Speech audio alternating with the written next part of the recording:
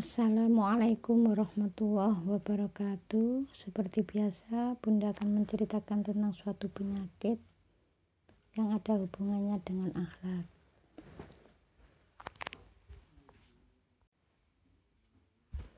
Kalau sakit kepala di bagian belakang tapi sebelah kanan, itu karena suudzon pada orang. Kalau yang di depan terlalu serius memikirkan dunia. Kalau yang sebelah kiri itu terlalu banyak memikirkan yang ada hubungannya dengan keluarga. Kalau pilek bahkan sampai bertahun-tahun masih tetap pilek, itu karena ada hubungannya dengan lingkungan, tidak senang dengan lingkungan kotor, terus jengkel. Misalnya tidak senang dengan lingkungan kotor tapi tidak jengkel, begitu kelihatan lingkungannya tidak bersih langsung ambil sapu dibersihkan, tidak apa-apa. Tapi kalau jengkel melihat lingkungan yang kotor tapi jengkel, ya jengkelnya itu membuat dia itu pilek. Jadi pilek itu kalau ditinjau dari segi akhlak karena tidak suka disertai dengan jengkel melihat lingkungan yang kotor. Jadi kalau melihat lingkungan yang kotor ya cukup dibersihkan gitu aja, jangan jengkel.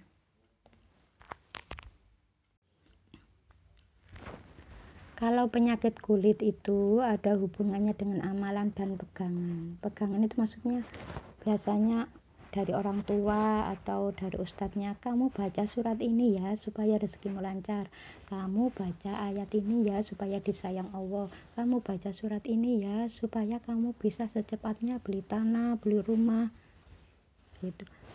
Itu namanya baca Quran niatnya bukan karena Allah, padahal Allah perintah utlu ma uhiya ilaika. Itu kalau ikra kan baca, hanya membaca, tapi ini kok utlu ma uhiya ilaika, kamu itu diperintah Allah untuk membaca Al-Quran, mengamalkan isinya, mempelajari.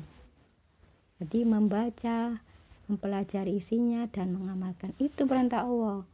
Jadi baca Quran itu niatnya karena Allah, bukan untuk dunia. Tapi setelah baca Quran kan punya amalan soleh. Nah setelah beramal soleh itu terus berdoa, itu nanti dikabul oleh Allah, tidak usah khawatir begitu.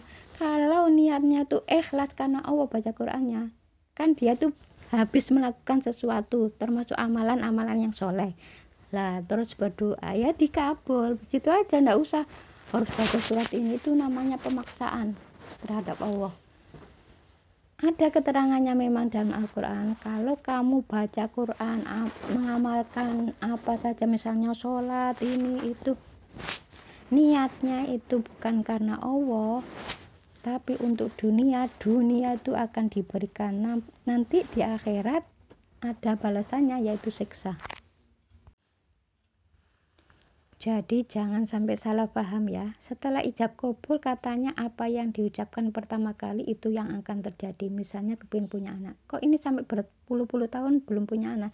Iya, karena masih ada dosa dan meminta maaf kepada ayahnya pun tidak dijelaskan, ya belum terhapus. Jadi untuk para ibu, kalau ada masa lalu itu yang tidak mengenakan atau sesuatu yang misalnya dulu itu seorang istri itu diperlakukan suaminya itu kejam, tidak usah diceritakan pada putrinya. Kalau diceritakan nanti putrinya itu timbul perasaan benci dan dendam terhadap ayahnya.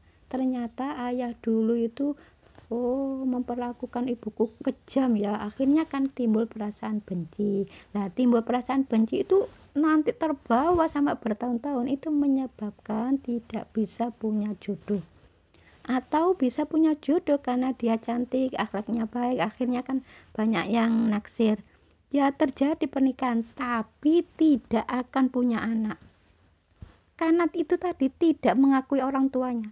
Jadi ada perasaan jengkel dipendam, itu kan sama saja dengan tidak mengakui ayah karena dendam tadi. Kalau sudah meminta maaf, Nah, baru bisa. Jadi ini ada orang salah paham ya.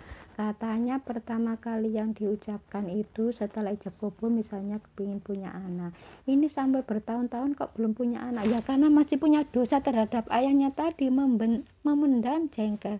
Yaitu harus dituntaskan dulu. Setelah minta maaf, baru insya Allah bisa punya anak begitu. Jadi jangan dikira oh setiap habis ijab kabul apa yang pertama kali diucapkan langsung terjadi. Kalau anak itu hubungannya dengan orang tua, maksudnya anak itu begini loh, hamil kok tiba-tiba meninggal, itu karena tidak mengakui orang tua. Maksudnya tidak mengakui, kan ada orang begini, aku nanti kalau melahirkan aku tidak bilang ayah ibu biar ayah ibu tidak repot. Itu seolah-olah sepertinya benar, tapi Islam tidak mengajarkan begitu. Jadi yang benar itu ya, kalau mau melahirkan cium tangan ayah ibu, mertua juga begitu, meminta maaf dan meminta didoakan gitu. Jangan langsung wes nggak usah bilang-bilang biar nggak repot. Itu maksudnya seolah-olah baik. Itu ada efeknya, nanti anaknya meninggal. Kalau tidak percaya coba buktikan. Saya sudah diberi izin oleh Allah begitu. Jadi cara kerja Allah itu ternyata seperti itu. Kalau hamil terus gagal terus, alasannya dokter kandungannya lemah. Baru hamil 1 bulan langsung gugur. Hamil lagi gugur. Itu terus dilenyapkan oleh Allah. Allah sengaja melenyapkan. Itu sebagai teguran karena ada hubungan dengan mertua. Maksudnya mungkin ada perasaan dendam, entah masalah apa gitu, perasaan dendam, perasaan tidak senang, benci terhadap mertua, tapi disimpan. Kelihatannya dari luar baik, tapi disimpan, kan tidak tahu orang. Ya itu efeknya tuh mengenai itu. Kalau penyakit amandel itu dendam pada seseorang, dendam disertai marah yang disimpan, akhirnya menjadi penyakit amandel.